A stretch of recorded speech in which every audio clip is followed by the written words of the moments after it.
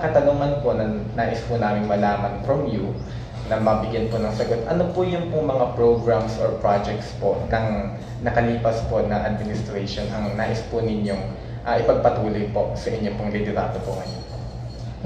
Yung mga plans and programs.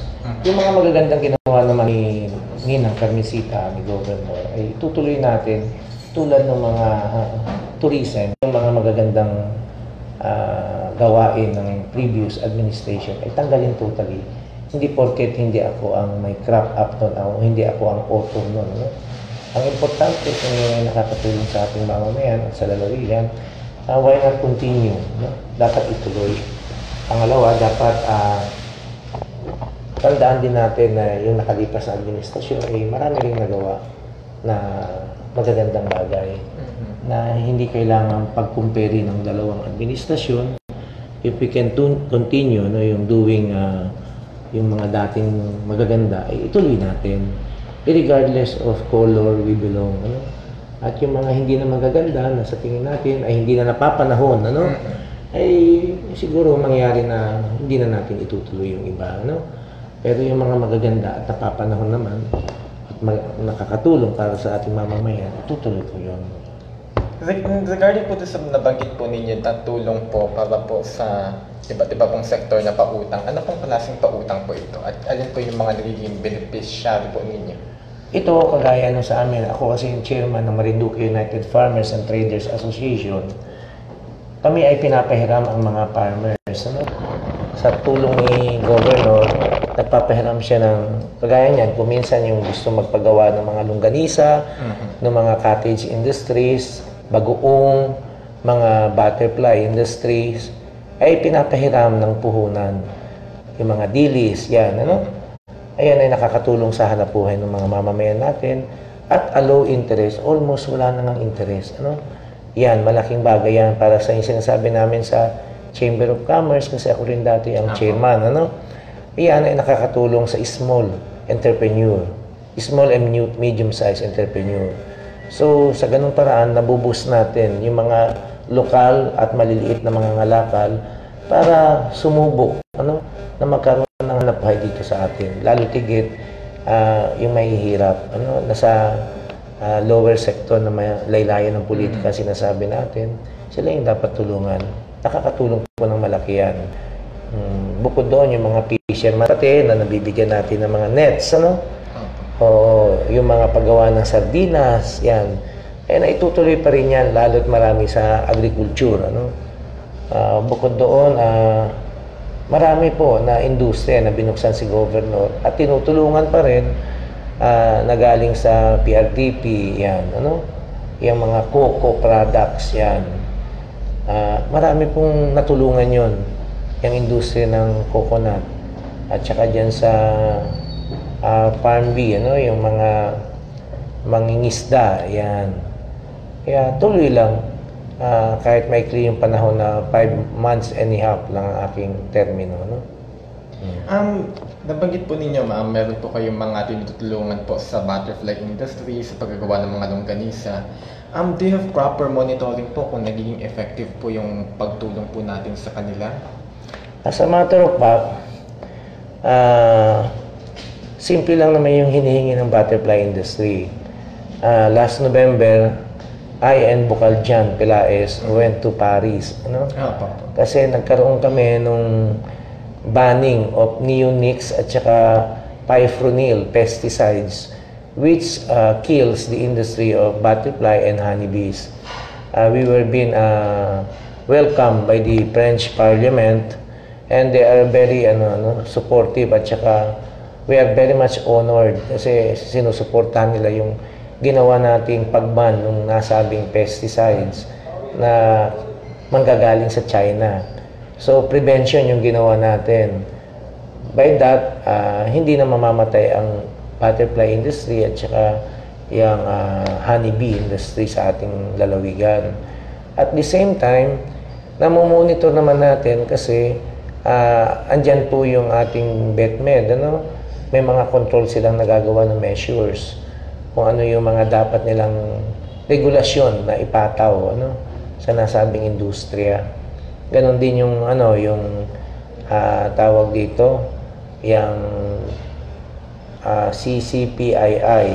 Ayan yung Center of the Philippines na ano namin, ako ang chairman na sa pangunguna ko at saka ni Elizabeth Lumawig na yung paglago pa at pag-hire ng mga butterfly growers. Kasi ayan ay yung mga pupa, ginagamit yan sa kasal, sa mga pasinaya. And then, nakikita naman natin kung paano i-preserve. May control naman po yan sa ngayon. Yun yung aking natututukan. Kasi ang dami naman dapat tutukan, hindi lang yung pamamahala ng gobyerno. Yung mga ganyan ay kailangan din natin suportahan. Kasi kailangan din, dahil ayan ay livelihood. Yung mga growers, kailangan nila talaga yan. Gusto ko rin pong itanong kung nando po yung suporta ng ating provincial government regarding sa farm industry, especially doon sa ating mga gisipag-alaga ng bila-bila o paro-paro. O paano po masisecure ng ating provincial government na halimbawa gagayahin ng ibang lugar, ibang mga probinsya na talagang exclusive lang dapat Marinduque yung number 1 na supplier nito mga kung minsan hindi natin makakontrol yan Kagaya ng Marikina, butterfly industry rin, meron din sila doon. Ang Mindoro, meron na rin sila. Ang sa atin lang ay whatever craft we have, dapat paigtingin natin at gandahan pa natin yung ating industriya. Kasi this is a free enterprise. Hindi mo naman masasabing tayo lang, hindi kagaya ng Moriones, na Lenten rights. Yes po. Ayun, ay merong irirehistro mo yon sa NHI, National Historical Institute, na tayo yung original, tayo yung unang-una at hindi dapat gayahin. Kasi narirehistro yun. Pero yung industriya ng butterfly, everybody can do that. Naka-open naman yan. Pero sa atin, siyempre, kung pagagandahin mo naman, taayusin mo yung industriya at ipipreserve mo yung mga magagandang butterfly, siguro naman ay, sabi nga natin, tayo na sa Marinduque ang the most beautiful butterfly in the world. Kaya, pwede nating paigtingin pa yon sa tulong na rin ng mga growers. Kasi kung hindi, mahalin tulad din tayo sa mga iba na babagsak din yung industriya kasi hindi natin pinagbubuti at minamahal yung mga industriyang tulad niyan. Cottage industry. Kasi hanap buhay na rin ng mga mamamayan natin yan. Dagdag hanap buhay. Pangalawa, nakikilala rin tayo dahil dyan. So, isa sa mga sangkap ng turismo na pwede mong i-offer ay yung mga ganyan. Kung yung alitap-tap nga, nagagawa nila sa ibang lugar. So, siguro naman, maganda rin ang butterfly na may tag sa atin. So, balit dapat, i-preserve natin yung dapat i-preserve. At tulungan din natin to sustain the said industry. Kagaya nun, yung ginawa namin ni Bukal Jan Pelaez, kung pinayagan namin na papasok ang nasabing pesticides, so it will create a big impact doon sa butterfly and bee industry. Yes. Di mamamatay sila. So, hindi na natin, sa ganung paraan pa lang, you were able to help the butterfly and honeybee industry sa regulation. Kasi ako bilang vice governor pa noon, hindi pa naman ako executive. So, we are more on aid of legislation. Kung saan kami pwedeng tumulong pagdating sa legislation. Nabanggit niyo po na dapat meron po tayong sense of ownership regarding po sa Butterfly Festival, sa paggagawa pa ng mga butterfly products po. Yung regarding naman po sa ating pong Moriones na ina-adapt po ng iba pong province, let's say for instance yung Centurion sa Mindoro, tapos meron din pong ginagawa dito po sa may parteng Quezon. Ano pong masasabi po ninyo? Do you feel good po na ina-adapt po ito ng ibang probinsya? Sa aking pananaw ay nasa sa kanila yan Ang importante lang sa atin, paigtingin natin yung Moriones. Lenten rights. Kasi kung hindi, hindi naman lang sinasabing Moriones of Mindoro, Moriones of Quezon. They have their own tag. And yun nga yung sinasabi ko, dapat aayusin natin yung ating festivity or ating Lenten rights na nakatag sa atin. Dapat may mga twist kasi maraming yan aayusin natin talagang mabuti para tayo ay distinctive sa nasabing rights. Ano? Kasi kung hindi, kahit sabihin mong Moriones sa atin yan, mas maganda man ang presentation sa kabilang bayan o lalawigan, wala tayong magagawa kasi kasalanan din natin, pinabayaan natin yung nasabing industriya, hindi natin ginawa ng magandang programa, di ba? Dapat yan kasi hand in hand, ano? Ang tao at saka ang gobyerno dapat tulungan tayo at tangkilikin natin ang Holy Week at ayusin natin yung manner ng sinakulo natin. Yes, po. Saan ba tayo nakilala sa pagiging conservative natin at the same time parang ang gusto nga nila dito sa Marinduque gawing parang Lenten capital of the Philippines, di ba? Which is pwede. Kasi sa tingin ko, ang dami nating mga old churches, tapos laid back ang setup ng Marinduque. So, hindi malayo na madaling ayusin.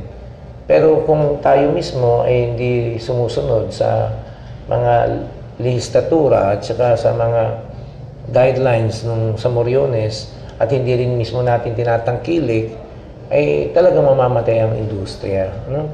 Kaya Kung ito po ba i-market meron na po ba tayong regulasyon sa dalawigan para po mapangalagaan ito at the same time ma-adapt din ng ibang mga bayan para kumbaga po unite tayo pagdating dun sa pagsunod dun sa regulasyon patungkol sa pag-aalaga nitong ating Moriones Festival? Kasi sa akin kanya-kanya tayo tignan mo. Ang Mugpog, di ba? Bulaklak naman yung kanilang Morion. Yung sa Buwak at saka sa Santa Cruz parang Sinurion ang dating, ano? So, it's a matter of twist kung ano yung dinatnan na natin. Ang atin lang kung paano natin masusustain, ano? Ang problema naman sa atin kasi seasonal lang tayo. Yun ang problema ng Marinduque pagdating sa festivities na ginagawa natin. Kasi nakikilala lang tayo, dinadagsa tayo pag Holy Week lang. Yes, opo. So, why not make it year-round? Yun ang inaano ko. Na gusto ko maging institutionalized na rin pati. Pati yung kapondohan yan. As a matter of fact, 3 beses na akong nagsalita sa ANC regarding dyan sa Moriones Lenten Rides. Ano? Because the late governor doesn't want it to be said as festival or festivities. That is considered as Lenten rites. Yan ang palagi niya sinasabi sa akin. Iba yung Lenten rites sa festivity. Kasi we are mourning, dahil nga namatay ang Jesus, ang poon. Tapos ikaw naman yung nagpe-festival ay parang hindi nagtatapat. Which tingin ko tama naman siya, Tama naman siya. Tapos ayusin natin yung mga morions natin, As a matter of fact, this year, will be competing for yung Guinness Book of Records. Nakikipag-ugnayan kami sa opisina ng district office ng Congressman Lord Alan Velasco para sa gagawin natin na ito yung Guinness Book of Records sa pinakamaraming Morion Mass sa buong mundo. Hindi lang naman ganoon, siguro there are some twists also regarding the said rights na gagawin. May sasayaw, etc. May gagawin talaga. Na pinaplano na namin. Last week pa, nag-start na ako ng meeting, together with DTI, together with Health Services, together with Chamber of Commerce, yung mga iba-ibang sektor like the Transportation Group, Hotel and Restaurant. Nag-meeting na kami nung nakaraang linggo. So, ayun pa lang. And then, next will be the sectoral type, kung paano, pati peace and order, kasama na rin namin yung mga police, yung army. So, that for us to be, synchronize yung galaw natin sa Lenten. Kasi, ang plano ko for my short stint, 5.5 months is so short. As a matter of fact, 2 months lang ako effective dahil naabutan ako ng election ban. At the same time, sarado pa yung libro ng Kapitolyo. So, hindi ako makagalaw ng tama. So, maraming deadlines. And then, yun nga, wala akong papel na hawak. At mali po yung sinasabi nila na pinasara ko yung opisina ng gobernador. Hindi pa po ako nanunumpa, no? Para sabihin kung ako'y nagpapaalis na Opo. ng mga gamit doon. Wala po akong karapatan magpaalis. Dahil Sino po ang nagpaalis? ay hindi ko alam. Kaya nga yan ay pinapaimbestigahan nga namin. Dahil wala akong utos bilang vice gobernador na sila'y umalis doon. At hindi rin po ako nagpapadlock ng nasabing opisina.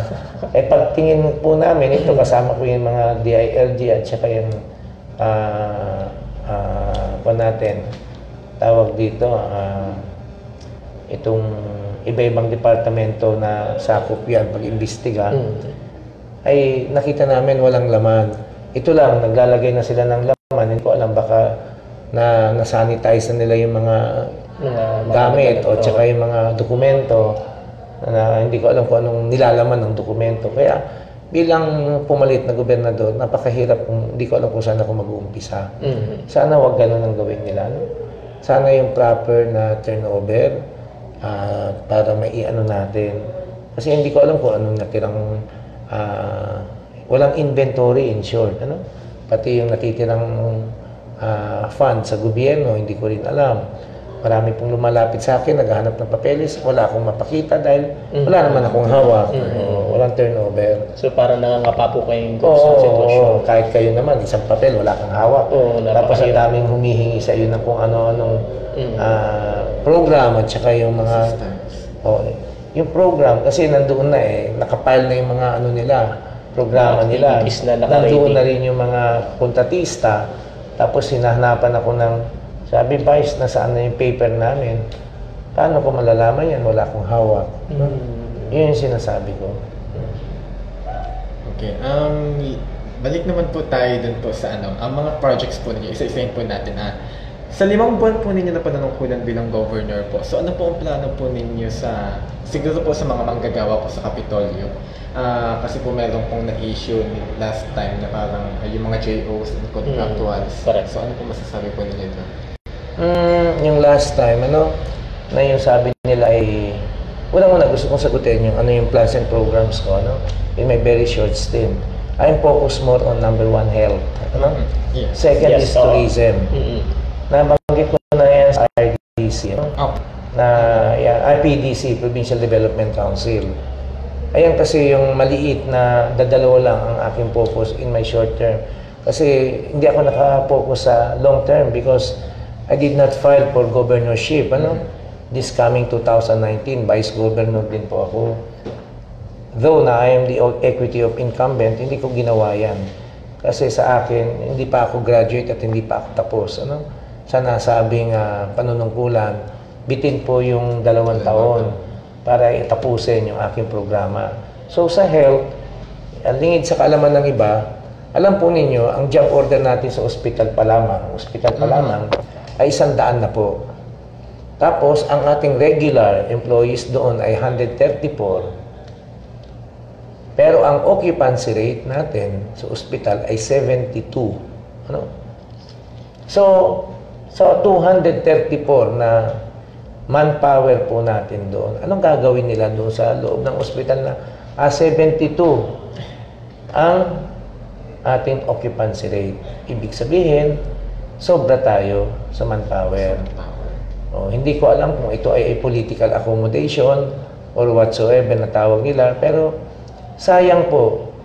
Kasi po sabi nila ang ospital ay palaging nababansagan na slaughterhouse. Na pagpasok, buhay, paglabas, patay. Pero they don't think about this staffing pattern ng ospital. Ang ospital supposed to be, anong gagawin ng mga hindi naman related ang courses doon na ginawa mong job order? Graduate ng HRM, graduate ng engineering, graduate ng kung ano-ano, yung iba hindi pa graduate. Just to accommodate. Tatanungin ay ilang boto ba yung kaya mong ibigay sa amin? Para maging job order ka. Tama na po yun, dapat hindi na ganoon. Dapat, para maayos natin ang sistema ng ospital, unang-una yung staffing pattern natin. Dapat kumpleto doon sa hinihingi ng standard ng DOH bilang secondary hospital or primary hospital para hindi ka ma-downgrade. kami ay may memorandum of agreement or understanding sa DOH na dapat makomply namin within February or else madadowngrade na yung nasabing hospital, Santa Cruz District at saka yung Provincial Hospital. Magiging polyclinic na dating tawag namin infirmary. Oh, you see, anong mangyayari pag infirmary na or polyclinic?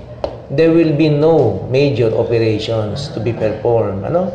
Gusto ba ninyo yon?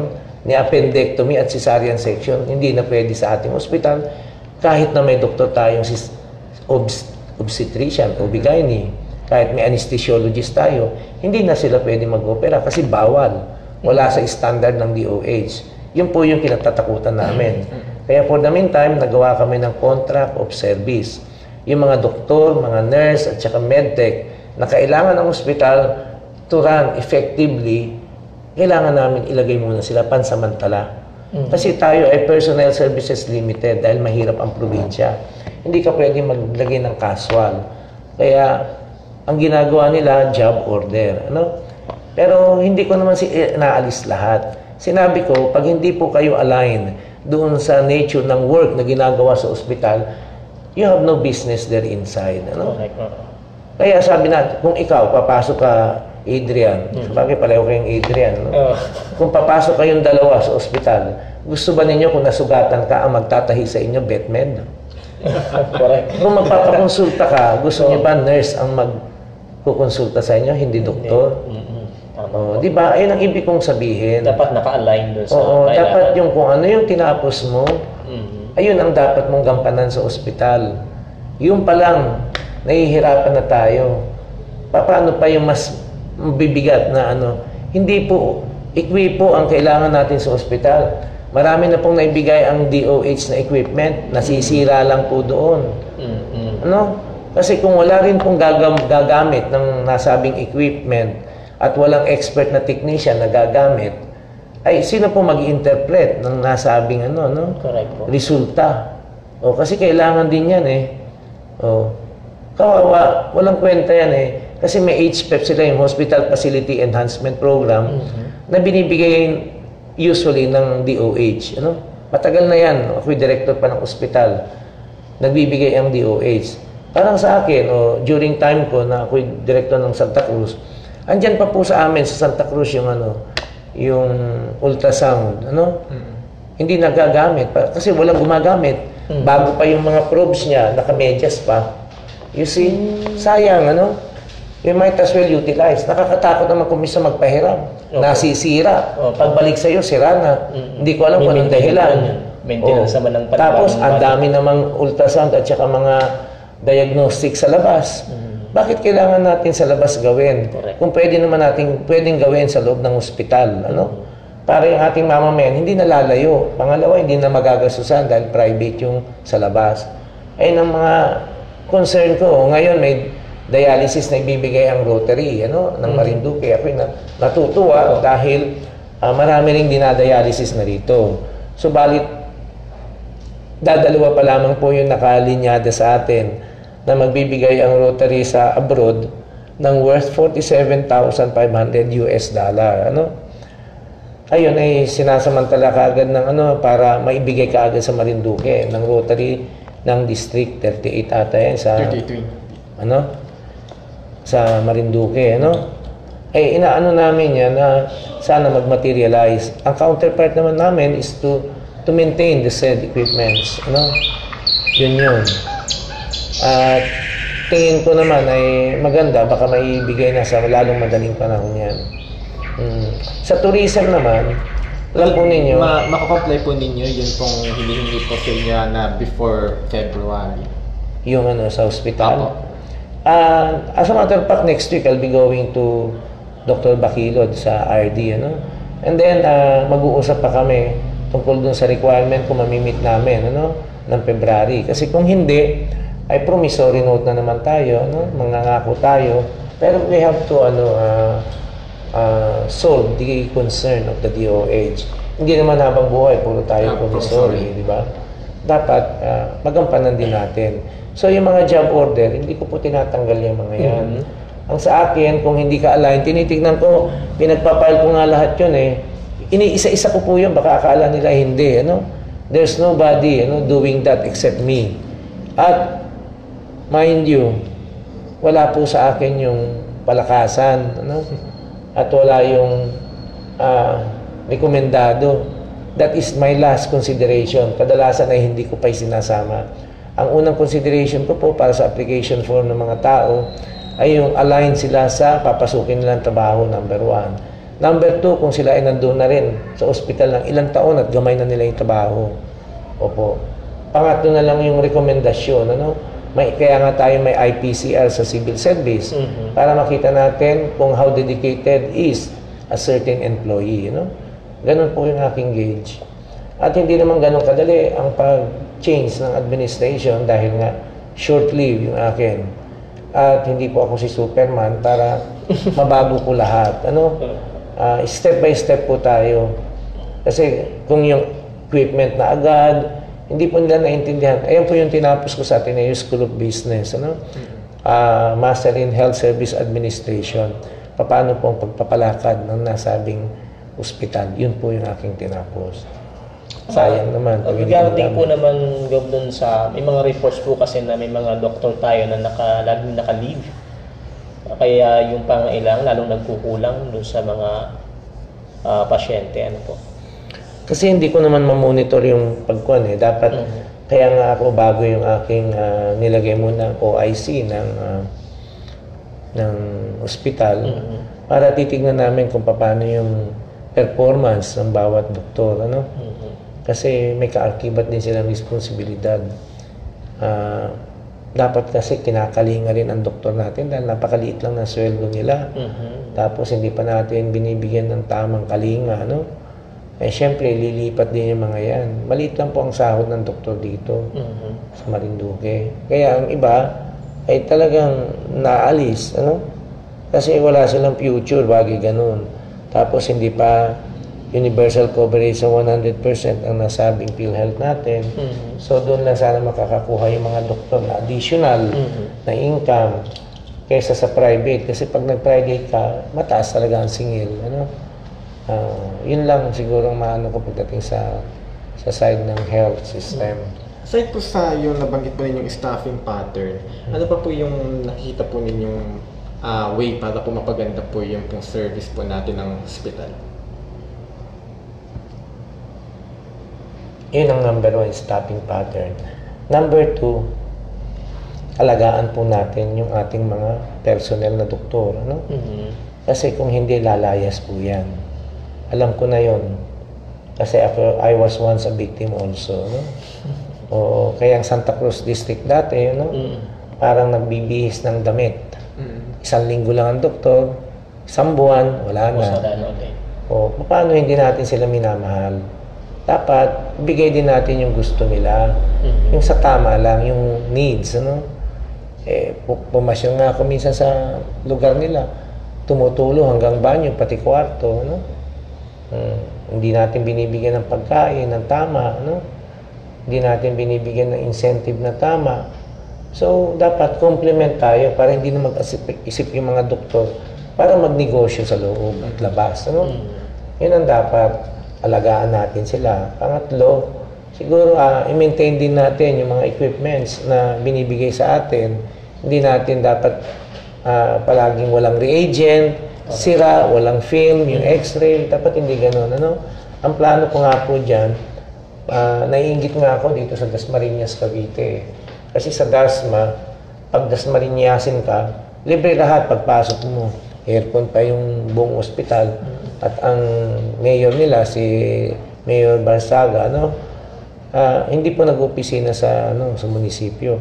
Nag-opisina siya ay sa ospital, doon ang kanyang opisina. Siya yung direktor. Hindi rin siya doktor, Pero once na ikaw ay taga Dasmariñas, pag pumasok ka po doon, ultimong x-ray, ultrasound, CT scan, MRI, at saka yung mammography, libre po, walang babayaran. Pag ikaw ay operahan, wala rin pong bayad. Pag ikaw ay kailangan ng gamot, wala rin po kasama ng gamot. Pag malas-malasing ka pa at ikaw ay namatay, libre rin po ang kabaong. At ang senior citizen nila doon, tuwing birthday, libre. Kaya napakaganda pag ikaw ay nakatira sa Dasmariñas. Kasi safe yung inyong health aspect. Ayun yung aking pinapangarap. Dito nga, ang gusto ko, kung may nakikita pa ako natitirang pondo, gagamitin natin yan sa mga gamot para sa mga mahihirap at saka senior citizen. Hindi yung politically indigent. Mali po yun. Dapat talagang mahirap. Kaya kailangan ko yung mga PSWD para to classify what family and standard na kabubuhayan ng tao para ma-minimize natin yung napupolitika dahil pamangkin ni ganito o hindi ganun yun At saka yung mga senior citizen dapat pagpasok at paglabas walang babayaran. Correct. Sana ganun, Kaya lang napakayaman ng Dasmariñas. Tayo mahirap dahil yung NTA natin na dating sinasabi nating IRA ay napakaliit. Halos 1/3 of our IRA goes to health. Kaya sayang po. At sana ma-utilize natin ng tama yung mga kaponduhan. At mapaigting pa natin yung therapeutic committee na sinasabi ko. Kasi I was once the therapeutic committee nung hospital. Kung ano yung mga pangangailangan ng mga pasyente, nakatara yun. And then, ayun ang ipopurchase ng ospital para hindi na ma-expiry, or hanapin mo kung ano yung mga gamot. Second, dapat dyan ayusin natin yung interlocal health zone. Yung interlocal health zone, ibig sabihin niyan, ang RHU na preventive at saka yung provincial government sa pamamahala ng gobernador, dapat magsangib puwersa yan. Kagaya nangyayari ngayon ng BEMOC at saka SEMOC. Basic Emergency, yung obstetric care. BEMOC yun. Yung naman is clinical yun yung sa ospital. Yung mga complicated things. Kagaya ng mga cesarean na. Kasi sa LGU, they don't do cesarean sections.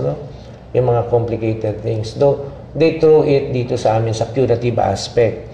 So, how can you trust your patient sa amin kung hindi naman kami well-equipped pagdating dyan, di ba?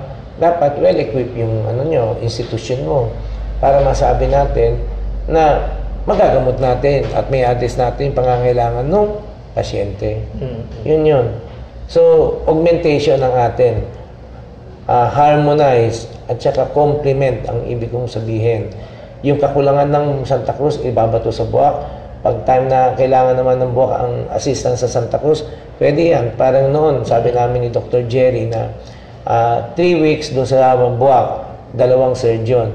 1 week sa Santa Cruz. Yung 1 week na pasyente ng Buwak, itatapon sa Santa Cruz para yung sa Santa Cruz ang oopera ng mga bagay noon. Ngayon, pagdating ng 3 weeks, lahat ng mga kaso ng Santa Cruz sa Torrijos, doon lahat ng sa Buwak. Maganda yung mga ganun na na maniobra. Kasi, ayun, na-harmonize natin, nagagamit natin ng isa't isa. Para ma-meet din yung quota. Kasi may quota tayong sinasubmit sa DOH kung naabot natin. Yan ang ibig sabihin. Regarding naman po sa supply po ng kuryente, meron po ba tayong ginagawa to improve pa po yung pong supply ng kuryente sa atin? Kasi madalas po, sabi po nila, konting hangin o ulan, wala na agad ang kuryente. As a matter of fact, Adrian, sobra-sobra ang supply natin ng kuryente sa Marinduque. Ang problema natin is the distribution line, yung mga linya natin. Luma na sila at hindi na naayon sa panahon. Dapat yan yung mga fiber optic na nilalagay nila dyan, na hindi nahapayan lang, mamamatay agad ang kuryente, matatanggal ang power. Dapat hindi ganun. Ang dapat nating ayusin ay ang distribution line. In fairness naman sa ating manager, Sol, okay naman si Sol, si Manager Sol. Wala akong masasabi sa kanya. At ang aking hiling lang sa Marelco at saka sa Napocor, hindi ako sang-ayon sa mga private na papasok. Yung IPP, Independent Power Producer, kasi sabi nila, gusto ko pa rin sa Napocor. Bakit gusto ko sa Napocor? Kasi kahit na may utang tayo sa Napocor, hindi tayo pinuputulan kahit 100 milyon na, Ibig sabihin, meron silang subsidy na binibigay sa lalawigan ng Marinduque. Kung yan ay sa private, 1 linggo pa lang na hindi tayo makabayan, putol na yan. lalong sasakit ang ulo natin. Ano? Ang importante, may tulong ang gobyerno na nasyonal sa Marinduque through Napocor. At ang balita ko, maglalagay pa ng 4 megawatts dito sa Buenavista, nadagdag. Tapos i-activate yung line 69 ng Torrijos. Yun yung mga magaganda. At nagbanggit na rin ako kay Engineer Sol, kay manager, na kailangan din natin ng long-term plan na 10 years plan and 20 years plan for our province para alam natin yung workload na darating sa darating na panahon. Ano? Kasi pag may nagtayo na dyan ng Jollibee, Chowking, etc., mall, ay mawiwindang tayo kasi kakainin yung megawatts na supposed to be para sa atin lang. Pero ang alam ko naman, kung hindi ako nagkakamali, correct me if I'm wrong, na nagsasubmit naman sila sa National Electrification in NIA, no? NIA. Ng administration ng plans and programs sila sa at saka sa DOE, yung long term nila, yung kapasidad ng Marinduque pagdating ng year 2020, 2030, meron silang program na ipinapasok doon. At yun ay nire-revisa rin ng national government, ng energy at saka ng yun nga, yung NIA. Yun. At sa tingin ko, dapat ay sabi nga nila na baka i-pull out na ng ating butihing administrator yung subsidy. Sana wag muna. Kasi napakahirap po ng Marinduqueño, ng Marinduque. At napakamahal din ng kuryente natin. Kung yan ay pull out, paano mangyayari sa atin?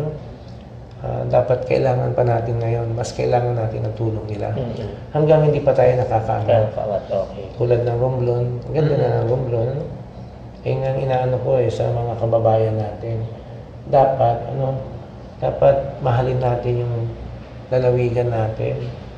Don't be loyal to us politicians, Be loyal to our province. Correct. Yan ang nakakalungkot ko minsan, mas mahal pa ng dapat mahalin natin ang ating lalawigan. Kasi pag mahal mo isang bagay, tao nga, di ba? Pag mahal mo, lahat ng mali, tinatanggap mo, pinakakasalan mo pa nga. Di ba? Bakit tayo, hindi ba natin pwedeng gawin yun sa ating lalawigan? Mahalin natin ang kapwa Marinduqueño, ganun din yung ating lalawigan. Parang umangat-angat na rin tayo. Kasi nakakapagod din po. Kami taga-giya lang, ang mga public servant. Ang tao, kailangan din namin sila. Dapat sila, tulungan din tayo. Kasi both of us has responsibility sa Marinduque. It's not only us. Dapat kayo rin na mamamayan. Damay tayo sa pag-angat. Kasi pag-angat nito, hindi lang naman kaming public servant ang makikinabang. Lahat, pati yung nasa lower sector, Sa laylayan. Oo. Yun yung sinasabi ko. Sana maisip din nila yun. Nabanggit niyo po kanina yung mga big restaurants po natin na madalas natin nakikita sa mga syudad. Meron bang kumakatok po sa inyo na nais magbukas na mag-franchise dito sa atin? Dito sa ngayon, termino ko, wala pa naman. Alam, hindi naman ganun kadali ang pagbukas ng mga industriyang tulad niyan, yung mga Jollibee, Chowking, hindi naman ganun kadalas kabilis. Kasi ayan ay may pag-aaral pa sila na ginagawa. Siguro, pwede yung mga pansamantala na bus ng Chowking o ng Jollibee tulad ng mga nakaraang mga rolling store nila. Pwede yon, pero hindi pa sila handa. Hindi rin handa ang Marinduque sa ganun biglaan. Kasi unang-una, yung kuryente nga natin, napapatay-patay. O pangalawa, ay seasonal lang naman ang natin, ang turismo. Hindi naman palagi may turista. So, saan ka babawi niyan? Sa lean season. Kaya, ayan ay talagang pinag-aaralan po yan. Alam ko yan kasi may mga kaibigan ako, may mga franchise ng Chowking, ng Jollibee, Mang Inasal. Ayan po ay may feasibility studies muna bago ipasok dito sa atin. At yan ay dumadaan pa sa administrasyon ng Jollibee. Hindi po basta-basta na meron lang gustong investor dito. Hindi po. Kasi may pagsusuri at pag-aaral yan. Okay po. With regards naman po dun sa atin pong supply ng tubig. Ako, biktima din yung aming barangay eh. Pero kasi parang yung supply kasi sa amin ng tubig is every other day. So, hindi na po yung kagaya noon na before 6 o'clock may supply na po ng tubig hanggang siguro mga alas 9. Pero ngayon po kasi parang tumatagal lang ang supply ng tubig, 1 oras na lang. Saan yan sa barangay nyo sa... Tampus. Tampus sa buhay. Ayun. Kasi talagang kahit dito sa Santa Cruz, yan din ang problema at ibang bayan tulad ng Buena Vista, ano? Ang balita ko nga sa inyo, kukunin na ng Maynila ng buwak, ano? Which is okay din yan sa akin. Buksan natin sa lahat ng possibility, ano? Kung ano yung posible na makaka-improve ng services dito. Ang Santa Cruz naman, sana ay makakuha rin kami ng tulad ng Maynilad or luwa, ang sinasabi natin ng gobyerno, no? Para mas makatipid tayo. Kasi kailangan natin sa isla yan. Kuminsan din kasi nakikita ko yan, parang yung project natin sa Bagtingon, ano? Merong daang milyon na ino-operang NIA, pero yung mismong barangay ang nag-reject, ano? Para sa irrigation, ano? Binibigyan na nga tayo ng kapondohan, ano? 100 milyon yung binibigay, mahigit 100, ano? Eh, bakit tinatanggihan pa ng ano? Hindi, siguro they were not being explained well, ano? Kung paano anong kahalagahan ng nasabing tubig, ano? Sa buhay nila. Kasi kailangan yun ng farmers, ang mga sihi, bikas-bikas, Bagtingon, Mga upper barangays. yung mga yon. Eh, sila mismo yung tumatanggi. Kaya sabi ko, mali. They were not being well informed, ano? Kung ano yung may bibigay na tulong yan. Tapos yung sa atin, may mga barangay na nagpapadrilling din, ano? Ay, kanya-kanya na lang na-drill yung ibang ginagawa. No? Ganun nga po. Pero sa atin, may nakukuha naman tayong tubig dito. Pero dapat regulated din. Kasi may mga patakaran din, ano? Kung paano ang magkuha ng tubig. Yun lang siguro masasabi ko sa ngayon. Regarding naman po dun sa tayo po, nasa isla po tayo, napapalibutan ng dagat.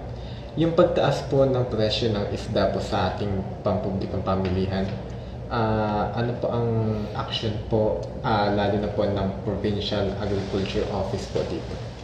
Sa matter of fact, yung pagtaas at pagbaba ng isda, hindi sakop ng DTI yan, ano? Lalo tigit during time ng Holy Week, ano? Nasasamantala ang mga turista at ang lokal dito sa atin. Nangyayari kasi niyan, sa matter of fact, sobra tayo ng supply ng isda rito. Ang ginagawa, sa sobrang supply, tinatapon yan sa Lucena, sa concessionaire, no? Mga takumbro, etc. And then, doon, pagtapon doon, kukunin na naman natin pabalik dito, aangkatin na naman natin. So, yung gastos nilang balik-balik na gano'n, napakalaking bagay yun.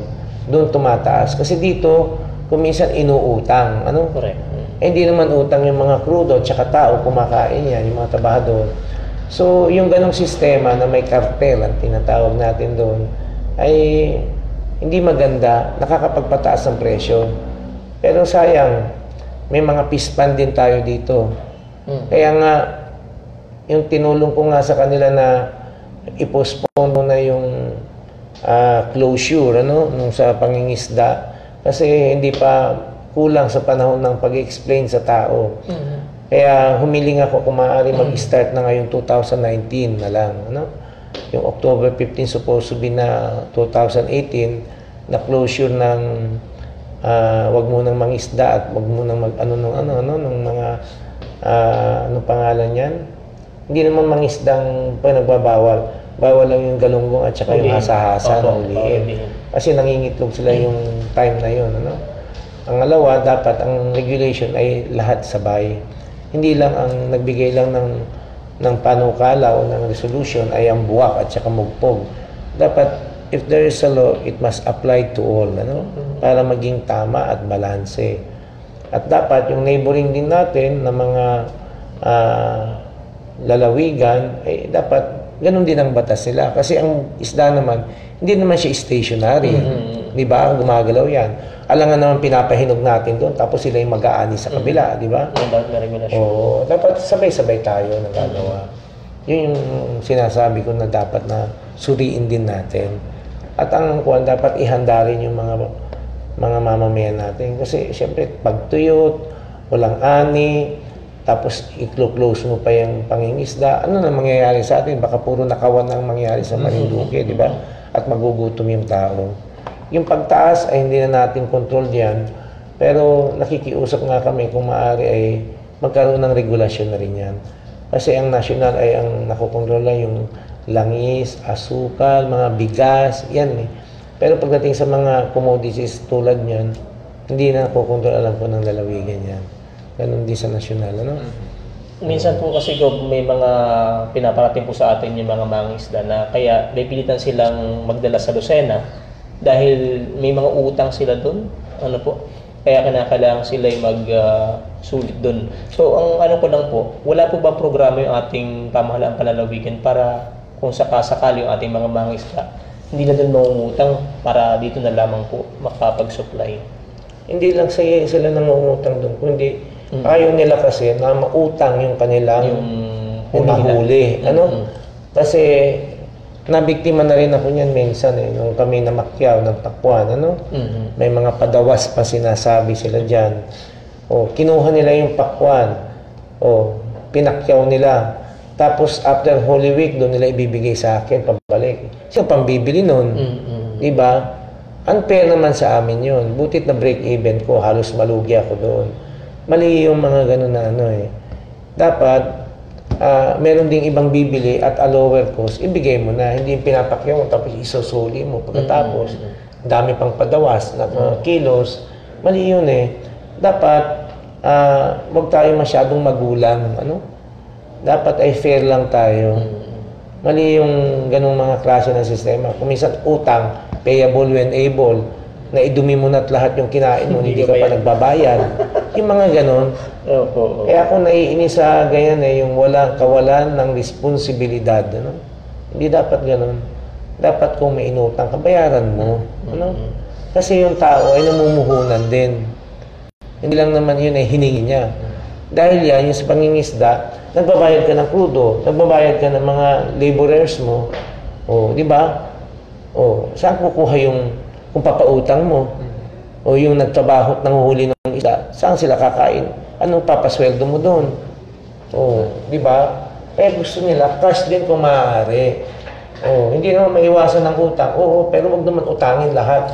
At kahit na may pera na at naibenta na yung isda, nakain na at naidumi na, hindi pa rin nagbabayad. Sobrang gugulang, ano? Wag naman ganoon. Sir, regarding naman po sa nakaraan po, Peace and Order Council meeting, ano po ang sitwasyon po ng kaayusan po ng ating probinsya ngayon? Ang probinsya natin belongs to the most peaceful pa rin, the whole archipelago, ano? Ang Marinduque. Tapos since 2009, wala na tayong insurgency, no? So, almost 10 years na, no? Na wala tayong NPA. Meron siguro mga dumadaan-daan na hindi natin maiwasan, pero hindi sila tumitira rito, no? At para maghasik na kung ano. Tahimik na sa atin. At ang ating mga kapulisan naman abala doon sa pagkuha ng pinagbabawal na gamot, ano? Yung drugs. Oo. At maganda, bumaba na yung ating crime rate. Ako bilang Provincial Advisory Council Chairman at saka Chairman din ng Peace and Order Committee, bilang gobernador, ay sinusuportahan namin yan. Oo. Nagbibigay kami ng malaking pondo para sa Peace and Order natin para ang mga pulis ay masigasig naman sila magtrabaho. Pangalawa, hindi na sila ma-attempt na mangutong-ngutong pa, no? Kasi dito, iisang pisa lang tayo. Malalaman din natin kung tayo kinutungan, sinamantala. Bakit hindi natin ibigay yung nararapat na pondo para sa kanila? Para hindi na sila mag-isip na kung ano-ano. Pangalawa, tulungan din natin sila. Kasi alam po ba ninyo na ang isang pulis, ang binabantayan niya is 1,047 civilian. You see? 1:1,000. Oh, biro mo yung ratio niyan. Kawawa naman ang police. So, we have to have cross multipliers. Yan. Dapat, paigtingin natin yung Barangay Peace Action Team. Ano? Para paigtingin natin yung mga barangay tanod. Paigtingin natin yung mga auxiliary ng Philippine Coast Guard. Ano? dapat tulong-tulong tayo. Kasi tingnan mo, pag ang isang pulis, pag ang isang lugar may problema na sa bundok, paano makakalipad ang pulis doon? Di ba? Dapat yung barangay action team at saka yung tanod, sila yung nagpapacilitate ng mga bagay na kakulangan ng kapulisan. Yun, dapat deputize sila in short. Ano? Pero kung sila hindi active, o baka may namatay na doon, bababa na lang nila para sa imbalsam mo. Ano? Ganun dapat. Dapat tayo mismo responsible. Ano? Kung mahal natin ang isang area, dapat tayo mismo. Ako, modesty aside, 8 years na yung army sa akin. Tinutulungan ko sila. Ako nagbabayad ng kuryente nila. Hindi ako nahihiyang sabihin yan kasi naging part ako ng change, ng peace and order. Pag walang makain ang pulis at saka ang army sa istasyon, nagbibigay din po kami ng isang sakong bigas. Personal money. Hindi galing sa probinsya o sa kung saang bagay yan, ng pinanggalingan. Personal. Sa sweldo namin tinatanggal. Kasi dapat ganun. Kasi tayo, nagtatamasa tayo ng peace and order. But in return, what was been your part? Yes. I always ask that. Dapat meron tayong kaakibat palaging responsibilidad. Tao, palagi natin sabi, we're number 1 most peaceful. But kidding aside, what was been your contribution? Correct. Sa nasabing peace and order natin. Hanggang salita lang tayo, number 1 most peaceful. Pero ikaw, bilang mamamayan ng Marinduque, kung wala kang may contribute, huwag ka nalang pasaway, Yes. Yun na lang yun. That is the best thing. Hindi yung naninira ka pa. Parang yung ginagawa nila sa social media na sirain ang gobernador, sirain ng mga taong nanunungkulan dito. Hindi nila alam, nilalapastangan nila yung probinsya natin. Pangalan ng probinsya na. Oo, pangalan ng probinsya natin yung nilalapastangan nila. Hindi tama yun Kung may problema ka doon sa isang tao, sa isang politiko, lapitan mo, puntahan mo sa opisina at mag-usap kayo. That is the best way. Because social media is not the way, para i-broadcast mo dyan. Hindi yan yun.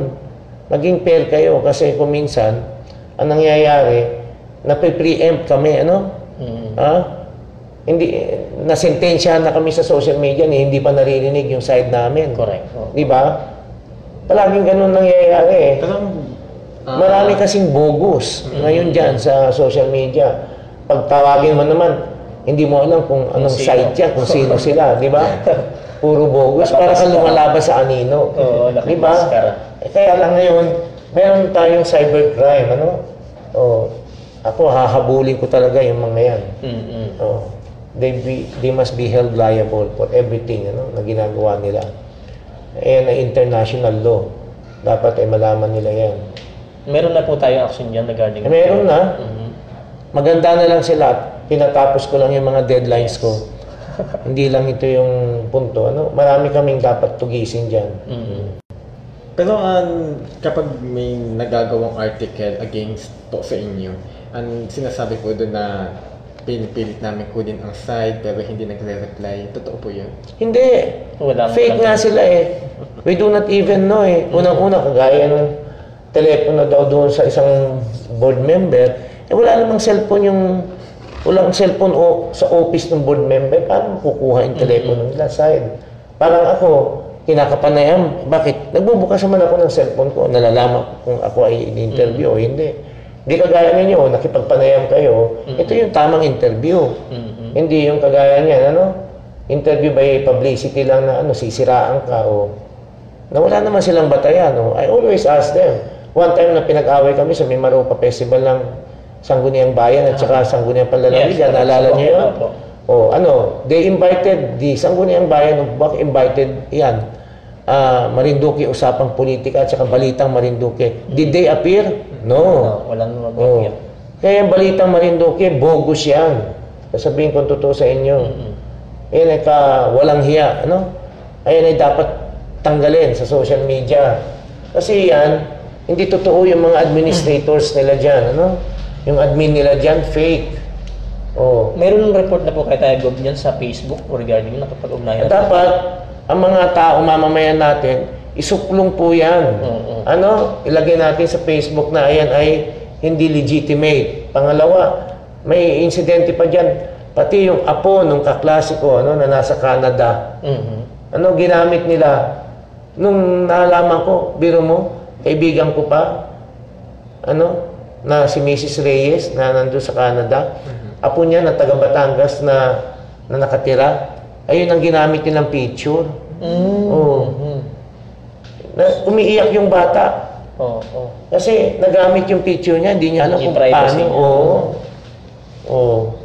Kawawa yung tao, ginamit nila. Kaya fake po yan, ako. Huwag kayong maniniwala dyan. At marami nang biniktima yan. At saka kung sila ay tunay na mamamahayag, ano? Dapat yung mga development, tinitignan din nila. Hindi yung puro kasiraan ng tao ang nakikita nila. Na wala naman silang basihan. Correct. Diba? Unfair yun sa tao eh. Trial by publicity yung ginagawa nila eh. At saka wrong venue, ano?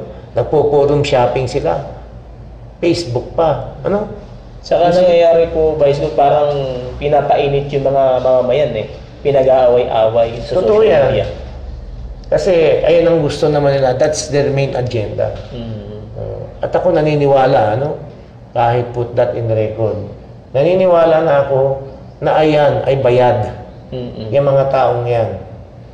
Pinondohan talaga sila. Pinondohan sila. Para sa ganyan trabaho. Oo. Malapit na silang mahuli. Kasi ilang beses na akong pabalik-balik sa CIDG dati sa cybercrime nila. Tapos sa NBI. May mga sinabi na sila sa aking pangalan. Magantay na lang yan dahil anytime dadamputin na rin sila. Kaso umalis na rin dito sa Marinduque yung mga yun. Ano? Pero patuloy, parang nakikita natin, patuloy pa rin silang kumikilos eh. Ano po? Kaya ngayon, ako ay asking the kababayan natin na Marinduque na salain naman po ninyo, isanitize ninyo yung mga sinasabi doon. At kung talagang hindi naman makatotohanan, pwede natin i-report yan sa Facebook. Ano kung gugustuhin natin.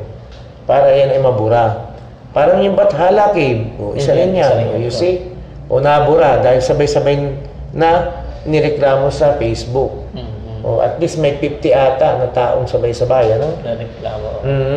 Doon tinatanggal na nila yung page. Kasi kitang-kita mo na foul. Ano?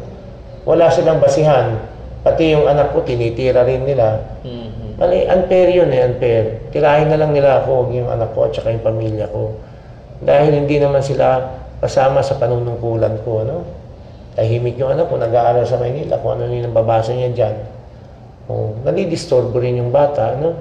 Saka sana maging fair at balance. Saka ang isa po din, Gob, ang nakikita natin talaga, yung nasisira yung Marinduque eh. Oo, pero kasi ang sinisiraan nila, hindi lang ang nanunungkulan.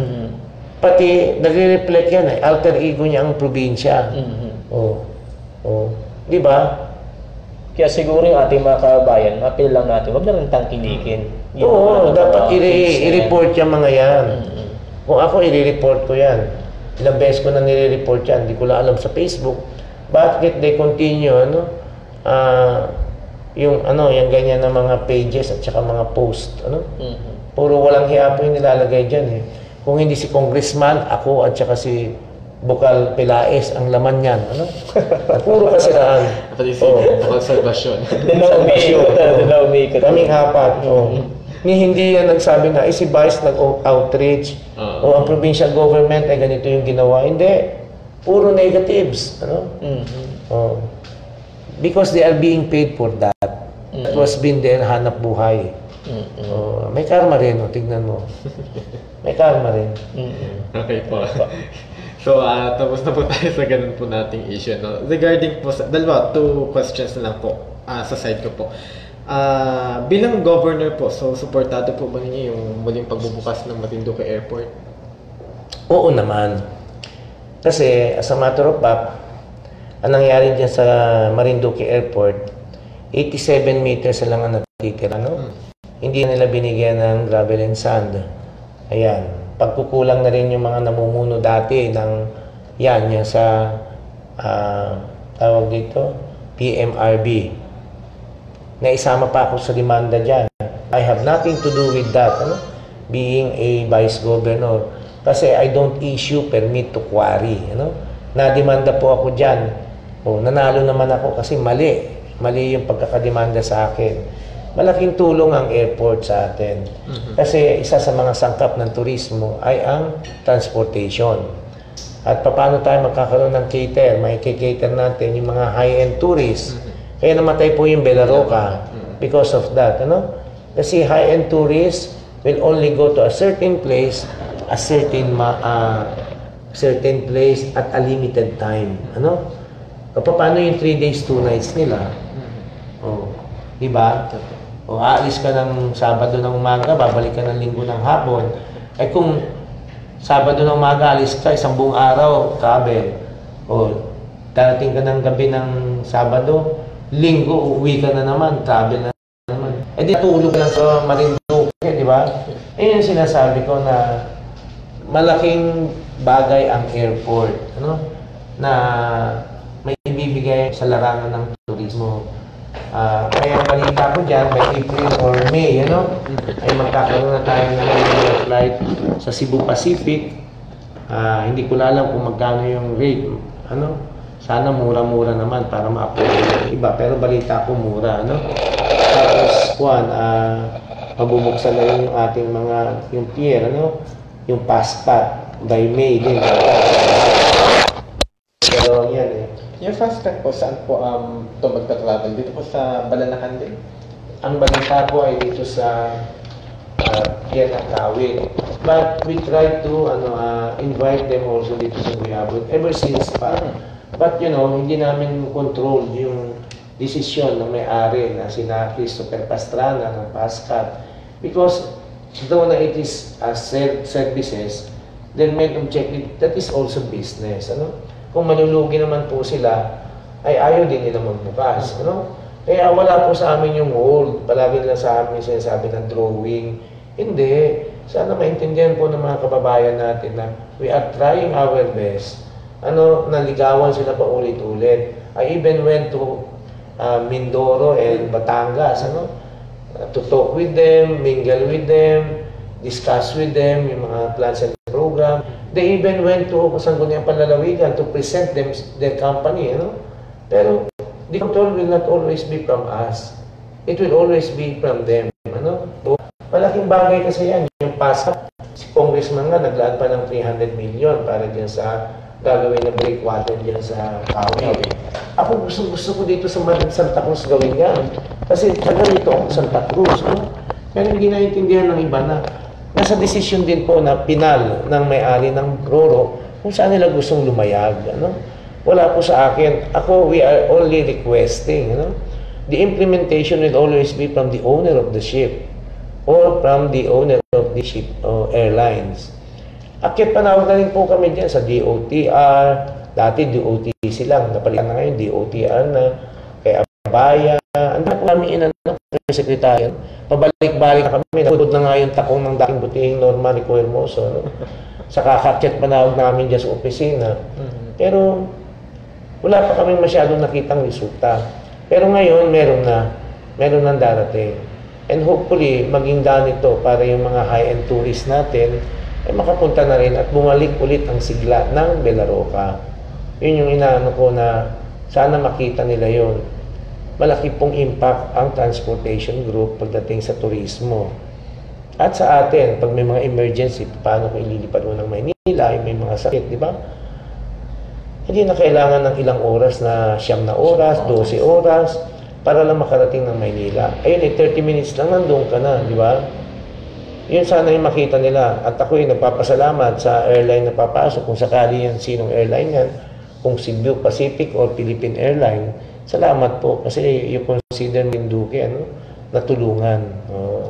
Sa mga vessels naman natin, ay nagpapasalamat din po ako sa Star Horse at saka Montenegro kasi they are always there. Sana maintindihan din ng mga kababayan natin. We have to patronize them also. For them naman na pagbutihin pa yung kanilang mga services. Tulad nitong nakaraan lang sa DepEd nga, na menos na namin yung pamasahin ng isang tawag ko lang kay Miss Mean. Salamat Miss Mean Reyes. At binigyan kami ng malaking discount. Halos kalahating milyon yung ibinigay na discount sa pamasahe. in just one call. Natutuwa ako sa mga ganun na gestures nila na marami pong tumutulong sa atin. Kaya sa mga kababayan natin, dapat tangkilikin din nila. Opo, maraming question dyan tungkol dyan sa barko rin, bakit daw tumaas? Marami po. Ang katotohanan niyan, 8 years na po hindi nagtataas ng presyo ang Star Horse. Tuwing magda-dry dock po every year ang Star Horse. Per vessel is 5 million pesos ang binabayaran. Tapos dapat nga per knots, per kilometer ang natin ang tawag dito, ang singil dapat nung vessels, ng Star Horse at saka Montenegro, aabot ng kulang-kulang 1,000 dapat ang ating pamasahe kung sila ay susunod doon na sabing taripa.